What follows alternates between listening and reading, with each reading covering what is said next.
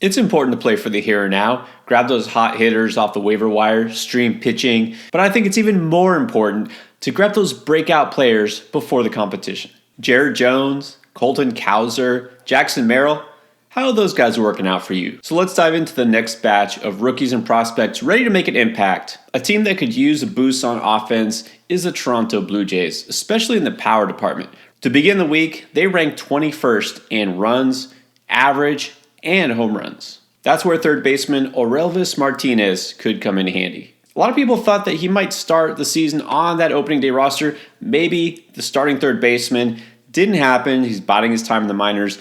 And look, I get this one to some extent, maybe not just the service time thing. He had already shown that power that scouts had seen in him years ago, but the batting average still need to come around a little bit. And so far, he's proving that he can hit and go for power. So far at the AAA level, hitting .333, 6 homers, 18 RBIs. For a team that should be flush with power, Jays aren't really getting it done so far. Now look, no offense to guys like Isaiah Kiner-Falefa or Ernie Clement, valuable players, veterans, but they really should be utility guys, not starting third baseman. When Martinez does come up, he could definitely stick at the hot corner and maybe have a spot hitting 6th, 7th, something like that. Should have plenty of opportunities to drive in runs, assuming that guys like Vlad, Bo Bichette really get going, George Springer too.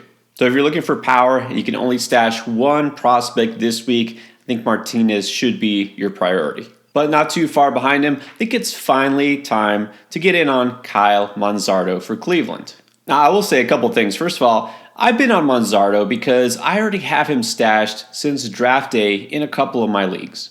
But he did get off to a slow start, but now the power is definitely coming around. Just came off of 2 home run games, got 3 bombs in the last 2 games. That makes 4 for the season. Now Manzardo did plenty of time at AAA last year. Remember, he came up with the Rays, then got moved to Cleveland.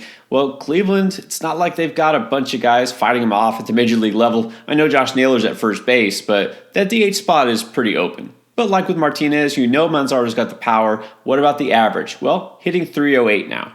We're not quite there with nothing left to prove in the minors level for him, but it's getting there. And again, Cleveland, a team who's, I will say, has been surprisingly good on offense considering what they've been doing, just mixing and matching guys in the outfield. But there's only so long they can keep him down. I think this is the time to get Manzardo before he gets the call. I will say I do kind of like Estevan Florial. He's got some speed and he's got some power.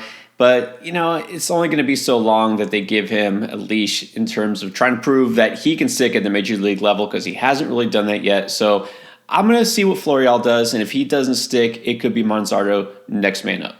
And, of course, the Orioles have a high-end prospect ready to come up at any point, but it's not a hitter. I think Baltimore's got plenty of offense for now, and that's assuming that Jackson Holliday ever does anything. But what they really need now is help in the pitching department. Got 3 starters already on the IL, all of them with elbow issues. And look, as great a story as Albert Suarez maybe is, assuming that he does something more than just have one good start at the major league level again after several years away, look, they're going to need rotation help at some point. Sure, they'll probably make a move before the deadline, but for right now, it could be Cade Povich who helps out. Povich is number 9 in the Orioles farm system in terms of prospect ranking, which for a system like that is pretty good. So far in 21 innings at the minor league level, 0.83 ERA and a 0.74 whip. And to top that off, 33 strikeouts in those 21 innings. Now this is a huge step forward because the last 2 years Povich in the minors really hasn't shown that he was close to being ready, averaging a whip of 1.36. That's because he's consistently had a walk rate in the double digits. A lot of walks, and you know what? That actually still continued despite his amazing ratios so far. He's still walking batters, he's just striking out a ton more. They will probably give him some more time, needs a little bit more seasoning, and they don't have an immediate need for a rotation arm, but again, look at Suarez, look at Ismeens, really going to be ready to come back. Bradish, there's a lot of unknowns here. Wouldn't surprise me if sometime soon Povich does get the call. If you love watching baseball and playing fantasy baseball, you probably love playing MLB The Show on PlayStation, Xbox, or Switch. Well, the best place to get those stubs without paying full price is MMOAH.com. On top of their already discounted price, you get an extra 5% off by using code ENDGAME. You can build your perfect Diamond Dynasty even faster by clicking the link in the description below and using our promo code. Then I know Mets fans have been waiting patiently or impatiently for Christian Scott to appear. Well, we might have to wait a little bit longer because Jose Butto has joined the rotation, and his very first start looked pretty good. He managed to stymie at that time, red-hot Royals offense. His second start didn't go so great, but obviously he's going to get a couple more tries, and we'll see what happens with Butto. Mets are also a pitching staff that's been hit hard with injuries. Of course, Kodai Senga before the season even began. Then McGill, his replacement. David Peterson on the shelf. So they're going to need help. Look, Butto could be the guy short term.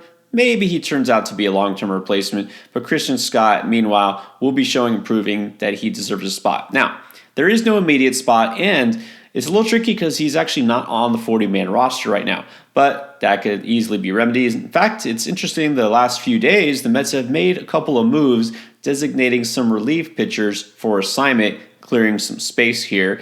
Francisco Alvarez now going to be out for several weeks. If he does move to the 60-day IL, that could clear another spot. The main thing with Scott right now, though, from a readiness standpoint, is he's going to need to really stretch out. He's only had 3 starts so far at the minor league level, and his longest was his latest, which was 5 1/3 inning. So he's only thrown a total of 14 innings. The good news is he's got 26 Ks in those 14 innings. The downside is he's given up 5 home runs in those 3 starts.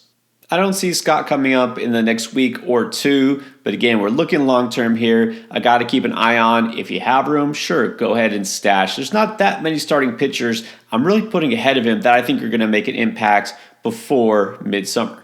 Now, Taj Bradley in Tampa Bay isn't a rookie anymore. He was last year, was the Rays' #1 prospect. But I think we're still waiting for the breakout, safe to say, because last year it didn't do it. He actually started out really well. First few starts looked like he could be on his way to stardom, and then it just fell apart and it kept unraveling. He got progressively worse as the season went on, and a lot of that you can attribute to his walk rate. You see, it just continued to climb. All told, over 104 innings pitched last year, finished with a 5.59 ERA and a 1.39 whip. He was also victimized by the long ball, gave up 23 homers in 23 appearances, 21 of which were starts. And that's pitching in Tampa, not exactly a homer-happy venue. But we know Bradley, obviously, being in Tampa as a pitcher, we've seen how that works. Usually it's for, kind of a converted starters or these veterans that come from other teams. Surely they can work their magic with a rookie. And Taj Bradley has some arm talent, so we can see the upside here, clearly, but I am a little concerned with the fact that Nick Pollock of Pitcher List isn't impressed whatsoever by Taj Bradley. Concerned because, his fastball he just thinks isn't that good. And look, last year's stats bear that out. Only 19% whiff rate, and the fastball is what got him into trouble most of the time.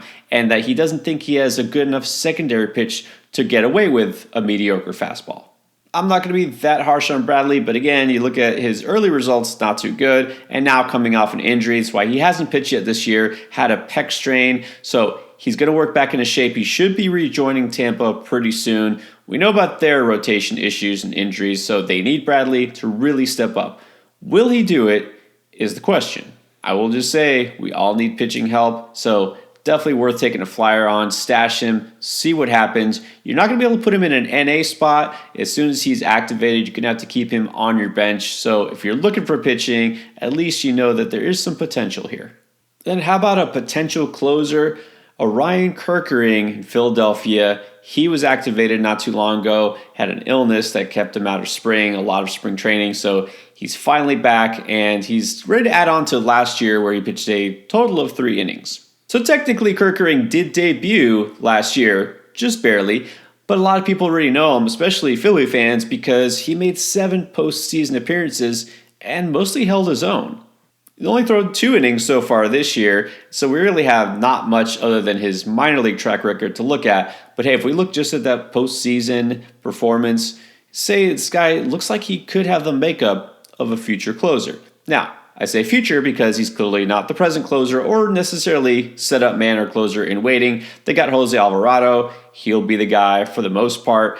And I know some people will point and say, well, look, he's not even the next guy or the next guy up because they've got a couple of pitchers there in the bullpen with some save experience. You got Gregory Soto, was a closer at Detroit for like a year and a half. Sir Anthony Dominguez for a while in Philly. But, I mean, come on. These are former closers for a reason. And if you look at each of their stats this season so far, not very good. If something should happen to Alvarado, either injury or just gets blown up a few times, I really think Kerkering will be the guy that they're going to hand the reins over to in the ninth inning. Maybe not right away, but eventually. This feels like a potential second half breakout. We need things to break right for that to happen. How many times do we see this with closers?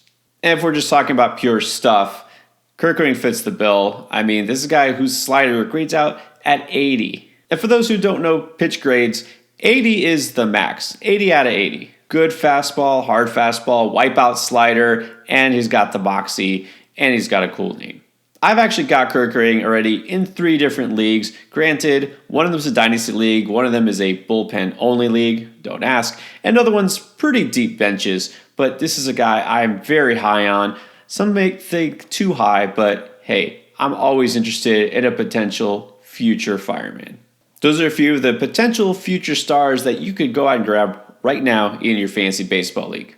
These are some current stars that aren't performing like it. What do you do with some struggling hitters? Well, I'll tell you, should you panic or not?